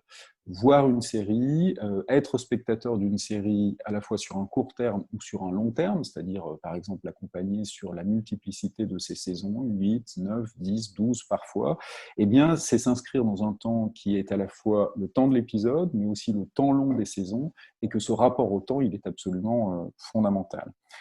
Deuxième chose aussi dans cette partie, c'est effectivement la manière dont les séries peuvent être envisagées comme des objets théoriques ou même des objets qui théorisent finalement leur propre projet au cœur même des épisodes. C'est-à-dire comment, par exemple, une série comme Breaking Bad, dès le départ, va montrer que son sujet, c'est vraiment la question de la croissance, de la désintégration et de la transformation chimique, telle que la théorise Walter White dans Breaking Bad, justement, et comment, en fait, ici, c'est le projet sériel qui se dessine, qui se théorise à l'intérieur même de la série.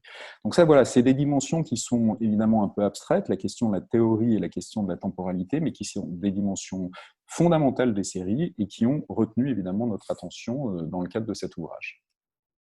Oui, et puis la série est analysée aussi dans le cadre de son public, hein, de sa réception, j'allais dire, et ça, c'est la partie suivante sur les pratiques des publics et des programmations qui est intéressante parce qu'on voit véritablement que la construction sérielle se fait pour et en vue d'une certaine diffusion, d'une certaine commande. Oui, tout à fait. C'est-à-dire que ça, c'était un point aussi fondamental, essayer de comprendre un petit peu quel est le rapport des publics aux séries et comment une série travaille, joue, entre en dialogue finalement avec son ou ses publics. Et c'est l'enjeu de cette partie, à travers différentes analyses, de montrer ça. Alors, par exemple, ce que François Jost montre dans un article qui s'appelle « Pour une approche pragmatique du transmédia, regardez Breaking Bad », c'est essayer de comprendre comment le spectateur se fait interprète d'une série, mais que cette interprétation, elle est conditionnée par un contexte de réception et aussi par des déclinaisons transmédia finalement de Breaking Bad, à travers par exemple des DVD qui ont pu être faites à partir de Breaking Bad, et comment tout ça, ça influe évidemment sur la réception du public. Autre exemple qu'on peut mettre en évidence, on s'est intéressé à travers l'article d'Olivier Thévenin, c'est au public des séries de festival et en particulier le public qui va à Sérimania, essayer de voir un petit peu quelle est quelles sont les attentes finalement de ce public, ce qu'ils viennent chercher, ce que ça veut dire aussi consommer ou voir une série plus exactement diffusée en salle et pas simplement derrière un écran télé ou un écran d'ordinateur. Donc c'est toutes ces pratiques finalement des publics qui intéressent cette partie parce que finalement les séries s'adressent à des publics. En plus, la circulation des séries aujourd'hui dans l'espace public est extrêmement diversifiée. On peut les voir à la télé, on peut les voir sur ordinateur, on peut les acheter en DVD, on peut les voir en streaming, on peut les voir sur des plateformes comme Netflix. Et toute cette diversité, c'est autant de pratiques de public différentes et qu'il était évidemment intéressant d'étudier. Oui, et puis justement, ce qui est aussi intéressant après, c'est de voir aujourd'hui la diversité de la production sérielle. Et là, justement, on se rend compte que dans cette partie-là, que vous avez intitulée Singularité locale et culturelle, on va des séries françaises très connues et très, très marquantes, comme Engrenage, par exemple, voire comme Un village français, qu'analyse Marjolaine Boutet, à la telenovela brésilienne. Et ça, cet aspect comparatif est tout à fait intéressant. Oui, voilà, c'est-à-dire que dans cette partie, ce qu'on voulait, c'était aussi montrer que les séries, ce ne sont pas que les séries américaines, ce que l'on sait évidemment, mais s'intéresser vraiment à, je dirais, aux spécificités locales, culturelles, aux idiomes nationaux aussi qu'on peut trouver dans certaines séries, à travers des études de cas différentes. Alors effectivement, voir comment la figure du showrunner qui a été revendiquée pour la production d'une série comme Engrenage, eh bien, a un impact finalement sur son écriture et sur la manière dont est, je dirais, mise en avant la série par la chaîne Canal+, qui la diffuse. On a un article aussi qui s'intéresse effectivement aux telenovelas et surtout à la dimension, je dirais, presque pédagogique que ces séries ont sur le public brésilien, ce qui en fait une véritable singularité. On a aussi effectivement l'article de Marjolaine Boutet sur Un village français qui montre comment cette série, eh bien, elle combine à la fois une réflexion sur l'histoire, mais aussi une réflexion sur le récit, et que cette combinaison de ces deux réflexions, eh bien, constitue la singularité de cet objet. Ou par exemple Philippe Ortoli qui s'intéresse à la série Mafiosa et qui montre bien que, en fait, dans une série comme celle-ci, qui se passe en Corse, ou qui est supposée se passer en Corse, eh bien, la question de l'insularité, en termes de concept, finalement, eh bien, ça fait beaucoup pour, là encore, la singularité narrative et esthétique de cette série. Oui, et puis dernière partie, pour conclure, j'allais dire l'analyse des limites à la fois esthétiques et éthiques du phénomène sériel. Et ça aussi, c'est tout à fait intéressant parce que ça nous fait justement, dans tous les sens du terme, j'allais dire, nous interroger sur ce qu'est la fin d'une série. Tout à fait, c'est-à-dire que dans cette partie qu'on a intitulée limites esthétiques et éthiques, c'est-à-dire les limites esthétiques et la question de l'éthique, c'est vraiment de se poser aussi la question des séries comme, je dirais, objet qui mérite une attention philosophique, politique, éthique, comme cela est fait par Sarah Hatchuel et Claire Cornillon sur un certain nombre de séries. Donc c'est vraiment envisager, je dirais, la question de ces séries comme objet de pensée. Et effectivement, du coup, la question de la fin des séries qu'analysent Laura Odello et Peter Zendi dans l'article qui clôt l'ouvrage, eh bien c'est de s'interroger vraiment sur ce que c'est qu'une fin de série, mais ce que ça produit aussi une fin de série. Après tout, où une série, ce qui peut la caractériser, c'est une résistance à la clôture, comme le dit Jean-Pierre Eskenazi, c'est-à-dire un objet qui est là pour durer de saison en saison. Et donc, il y a toujours quelque chose d'un peu singulier sur une fin de série, et c'est un petit peu ce qu'ils viennent analyser, ce que ça produit, ce que ça provoque, quel type de pensée aussi ça nous amène à avoir sur la série, quel regard rétrospectif on peut avoir sur la série à travers ses fins. Ça aussi, c'est quelque chose, effectivement, qui a retenu notre attention dans cet ouvrage.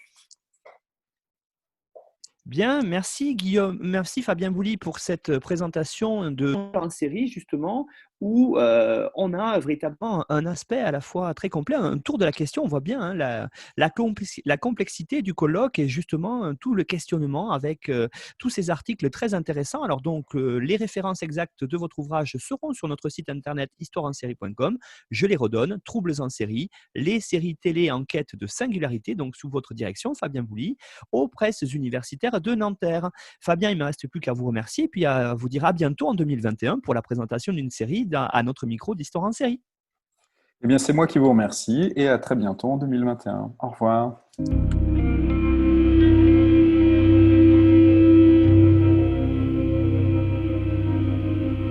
Ioannis de Roide, bonjour.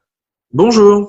Alors Ioannis, vous êtes déjà venu dans notre émission et vous allez revenir aussi. Vous êtes déjà venu pour présenter la série The Crown dans l'épisode 30 et puis vous reviendrez dans les prochains mois pour présenter donc la série Downton Abbey. Alors justement, ces deux séries-là, c'est un petit peu votre péché mignon, j'allais dire Ioannis, puisque vous avez sorti un livre en 2020 qui s'intitule L'Angleterre en série, donc Downton Abbey, Peaky Blinders et The Crown, un siècle d'histoire britannique à travers 3 séries cultes parues chez First Edition. Alors, première question, Ioannis, pourquoi cet ouvrage-là et pourquoi ces 3 séries?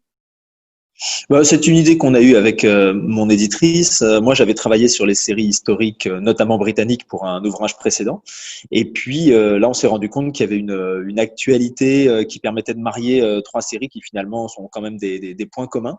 On était à un moment où le film de Downton Abbey qui devait conclure la série était annoncé, à un moment où chaque saison de Peaky Blinders qui passait était de mieux en mieux accueillie en France et aussi globalement, et puis où le phénomène de Crown était déjà bien installé.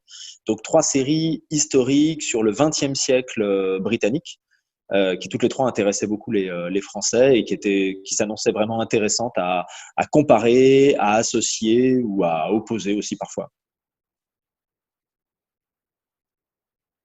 Alors justement, Ioannis, hein, la première idée dans cette série qui comporte 4 grandes parties, vous traitez donc l'idée des personnages réels empruntés à l'histoire. Alors qu'est-ce que vous avez voulu montrer dans cette partie-là?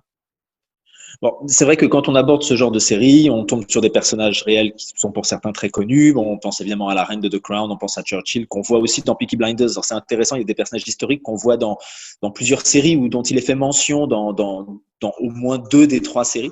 Et donc, bon, c'est dur de résister à la tentation du fact-checking. Hein, la série historique s'y prête bien. En même temps, il ne s'agissait pas d'en rester là. C'était aussi de voir un peu l'héritage de ces personnages et la vision qu'on en a, nous, en 2020, enfin, que ces séries en ont eu dans les années 2010 et jusqu'à aujourd'hui. Et de montrer qu'il y a une vraie postérité, parfois une vraie relecture sous des couleurs contemporaines de ces personnages qui sont associés à la première moitié du XXe siècle. Je pense à Oswald Mosley, par exemple, donc le leader du fascisme à la britannique, qui joue un rôle là, important dans la dernière saison de Peaky Blinders et qui est un personnage qui a été un peu ramené comme ça sur le devant de la scène par la série, alors que évidemment historiographiquement il est bien étudié. Mais il était pas souvent présent dans des fictions, c'est le moins qu'on puisse dire. Donc c'était intéressant de se repencher là-dessus à la lumière de 2020. Oui, effectivement, voilà, qui est très intéressant. Et puis justement, hein, c'est cette idée aussi de représenter ce XXe siècle anglais et ces grands moments clés à travers ces séries-là et ces personnages. Oui, on retrouve de la chronologie, forcément.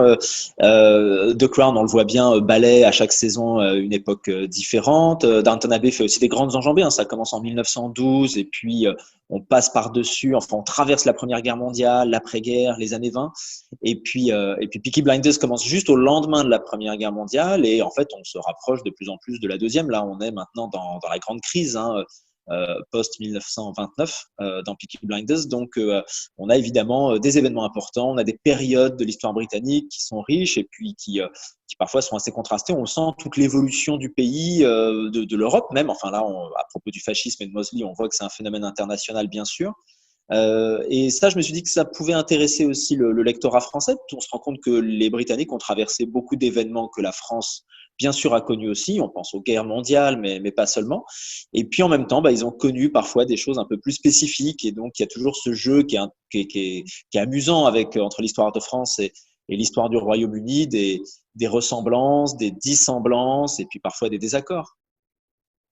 Oui, effectivement, c'est vrai que ces choses-là, ces pays à la fois qui ont été si éloignés pendant longtemps et si proches justement pendant les deux guerres mondiales, on le voit bien à travers notamment, bien sûr, les allers-retours de Peaky Blinders, mais aussi de Downton Abbey au moment de la Première Guerre mondiale, justement.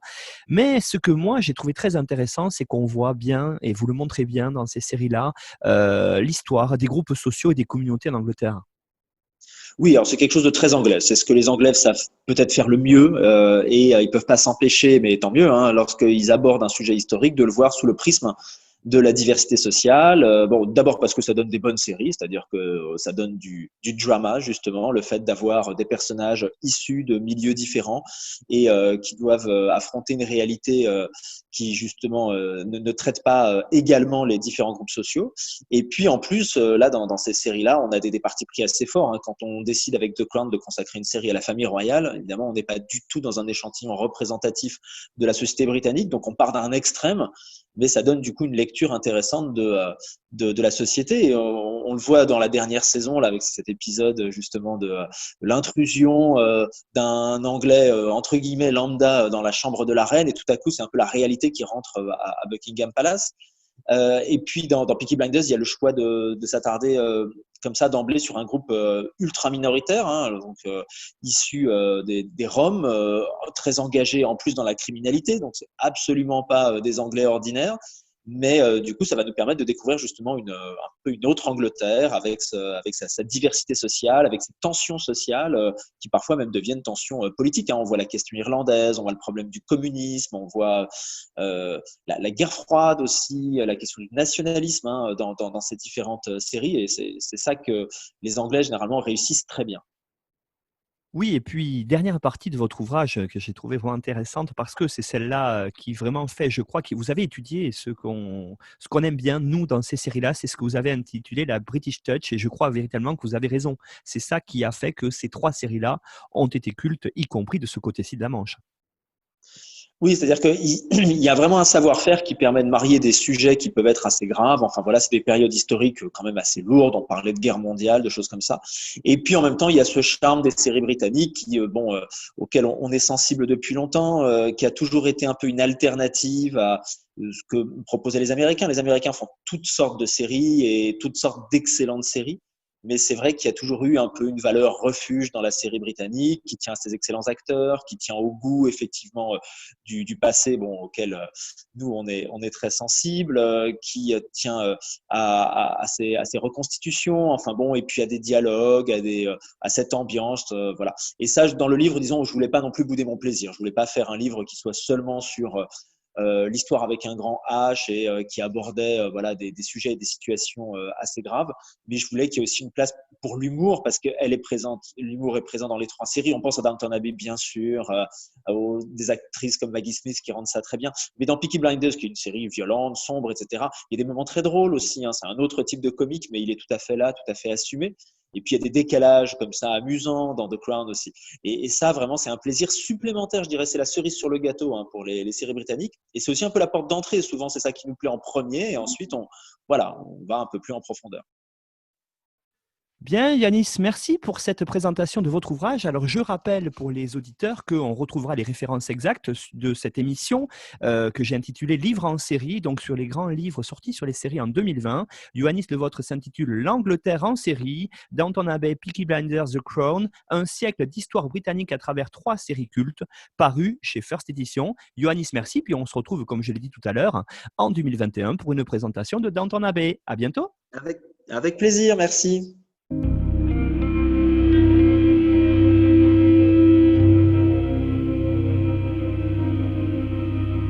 Retrouvez toutes les références des livres analysés dans cette émission sur notre site internet histoireensérie.com.